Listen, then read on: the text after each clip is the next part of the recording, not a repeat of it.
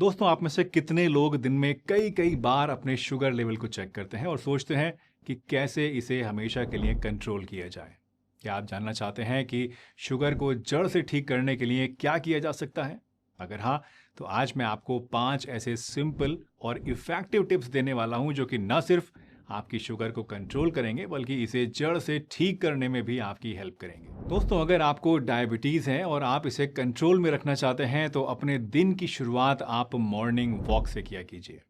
वैसे आपको ये सुनकर शायद सिंपल सी बात लगे, लेकिन ये एक ऐसी हैबिट है मॉर्निंग वॉक की जो कि आपकी शुगर को कंट्रोल में रखने के लिए बहुत ही ज़्यादा मदद करती है। सुबह सुबह फ्रेश हवा में टहलना आपके शरीर के लिए एक नेचुरल इंसुलिन बूस्टर की तरह काम करता है। जब आप सुबह में वॉक करते हैं तो आपके शरीर में ग्लूकोज ज़्यादा इफ़िशेंटली यूज़ होता है।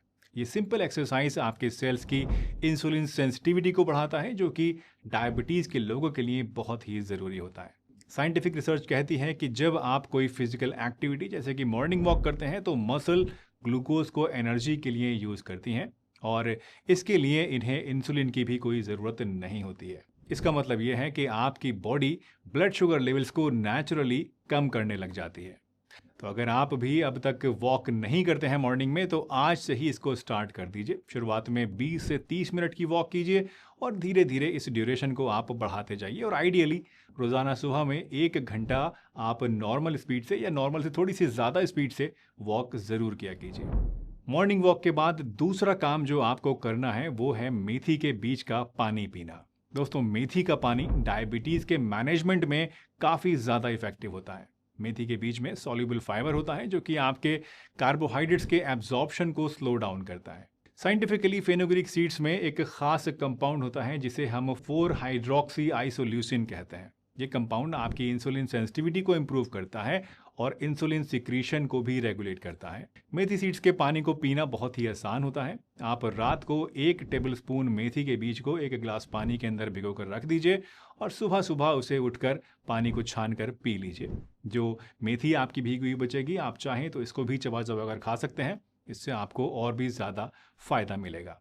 चलिए अब आगे बढ़ते हैं और बात करते हैं तीसरे टिप के बारे में। लेकिन उससे पहले दोस्तों, अगर आपको वीडियो पसंद आ रही है और कुछ अच्छी नई जानकारी इससे आपको मिल रही है तो फटाफट से लाइक वाला बटन दबा दीजिए। चैनल पर नए हैं, पहली बार वीडियो देखी है तो सब्सक्राइब करके बेल आइकन को प्रेस कीजिए और अगर कुछ समझ में नहीं आ रहा है तो नीचे कमेंट करके ज़रूर पूछिए। तीसरा टिप यह है दोस्तों कि आपको अपने मेन मील्स यानी लंच और डिनर से पहले एक बड़ा कटोरा भर के वेजिटेबल सैलड खानी है। ये एक छोटी सी आदत है लेकिन डायबिटीज़ कंट्रोल में ये बहुत ही बड़ा रोल प्ले करती है। जब आप अपने खाने से पहले फाइबर रिच सैलड को खाते हैं तो ये आपके डाइजेस्टिव सिस्टम में कार्बोहाइड्रेट्स के एब्जॉर्प्शन को स्लो कर देता है। एक डायबिटीज़ फ्रेंडली सैलड बनाने के लिए आप लीफी ग्रीन्स जैसे कि पालक, पत्ता गोभी, गाजर, खीरा और टमाटर वगैरह को यूज़ कर सकते हैं और इसमें थोड़ा सा आप चाहें तो लेमन जूस और ऑलिव ऑयल या फिर पनीर वगैरह के टुकड़े करके भी डाल सकते हैं। इसमें काला नमक और मिर्च वगैरह डाल के आप इसको अच्छी तरीके से एंजॉय कर सकते हैं। इस सैलड को अपने मेन मील से 10 से 15 मिनट पहले खाना बेस्ट होता है, क्योंकि इससे आपका डाइजेशन प्रोसेस अच्छे से स्टार्ट होता है और कार्बोहाइड्रेट्स का इम्पैक्ट आपकी ब्लड शुगर के ऊपर कम होता है। चौथा इफेक्टिव टिप है दोस्तों, अपने रेगुलर आटे में चने का आटा मिलाना। ये भी एक सिंपल सा चेंज है लेकिन डायबिटीज़ मैनेजमेंट के लिए ये भी काफ़ी ज़्यादा हेल्पफुल होता है। चने का आटा प्रोटीन और फाइबर से रिच होता है जो कि आपके आटे के ग्लाइसेमिक इंडेक्स को कम करता है। इसका मतलब यह है कि जब आप ऐसी रोटी खाते हैं जिसमें कि गेहूं के आटे के साथ चने का आटा मिला हुआ हो तो इससे ब्लड शुगर लेवल्स में आपके अचानक से बढ़ोतरी नहीं होती है। साथ ही चिकपीस फ्लोर यानी जो चने का आटा होता है ये प्रोटीन कंटेंट में भी हाई होता है जो कि आपको लॉन्गर सैटिस्फैक्शन प्रोवाइड करता है, यानी आपको ज़्यादा देर तक भूख नहीं लगती है। ये सभी फैक्टर्स मिलकर आपकी ओवरऑल ब्लड शुगर को कंट्रोल करने में आपकी मदद करते हैं। आप अपने रेगुलर व्हीट फ्लोर में 1:3 के रेशियो में चने का आटा मिक्स कर सकते हैं, यानी अगर आप 3 कप्स गेहूं का आटा यूज़ कर रहे हैं तो उसमें आपको 1 कप चने का आटा मिक्स करना है। पांचवा और शायद सबसे इंपॉर्टेंट टिप है दोस्तों, अपनी डाइट से उन हार्मफुल फूड्स को हटाना जो कि आपकी डायबिटीज़ को और ज़्यादा बिगाड़ सकते हैं।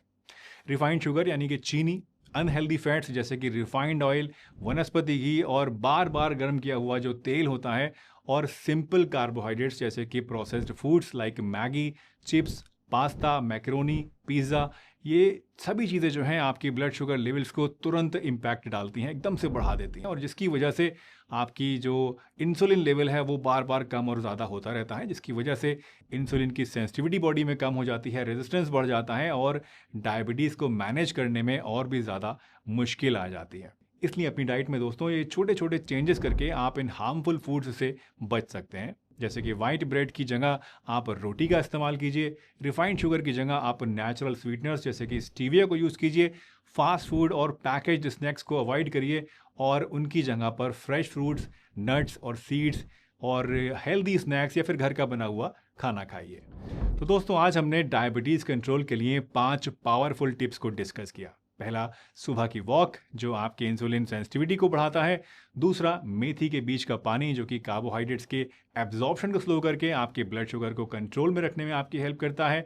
तीसरा, खाने से पहले एक कटोरा भर के सलाद खाना जो कि खाने के बाद वाली शुगर को स्पाइक होने से बचाता है। चौथा, गेहूं के आटे में चने का आटा मिलाकर अपनी रोटियों को बनाना जो कि इनको डायबिटीज़ फ्रेंडली बनाता है। और पांचवा, हार्मफुल फूड्स को अवॉइड करके अपनी डाइट को हेल्दी बनाना।